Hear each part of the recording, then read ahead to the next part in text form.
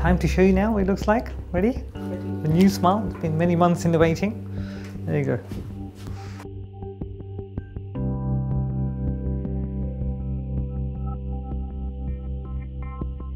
So this is just a setup showing all the different records we have taken either before or during the actual smile makeover process. All these things will now get sent to the laboratory so that the ceramics technician can do his work and make the porcelain restorations.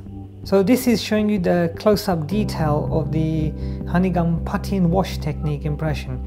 We've got very good detail marginally everywhere, no air blows at all.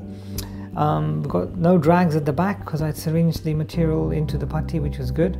So that's a very accurate impression, and I've been using these for now nearly 10 years, and really I can swear by every time I get precise records like this. This is the Dana jig for the face bow record that we took. So this was to the patient's right, the fork. The number 1 and 2 were facing us, and I'd locked number 1 first, then I'd locked number 2. And you just want a very thin imprint. You don't need very deep indentations in the composition. So that's the perfect record for the face bow. So here it's just a picture of the wax ups. My technician in this case has used blue wax, just for contrast reasons. Very good occlusal shape and carving, aesthetically and functionally correct.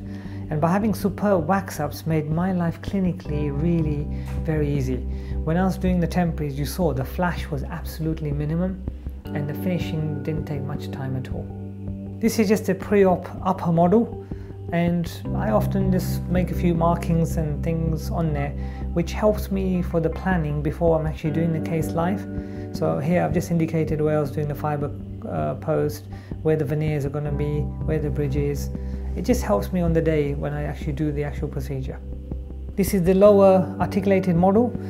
It's always important to check you got the molars all the way to the back and no blips or air blows. It looks all very accurate, that's why I didn't need to take any other impressions today for the lower. These are my definitive interocclusal records. They were taken in centric occlusion. I used O-bite, and these will make the technician's life very easy to articulate accurately. This is the stick bite record, which was placed in between the patient's teeth, and we put the bender brush in there.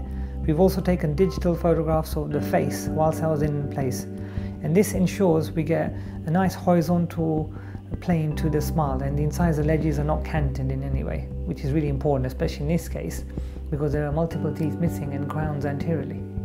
These are my Luxabite interocclusal records as a second bite registration, just to be sure. So we've got 3 sections, left, right and anterior. And so very good idea is just to get your nurse to mark, or you yourself, mark it L and R. It just helps the technician orientate, and when you adjust them to put it on the between the models to articulate it.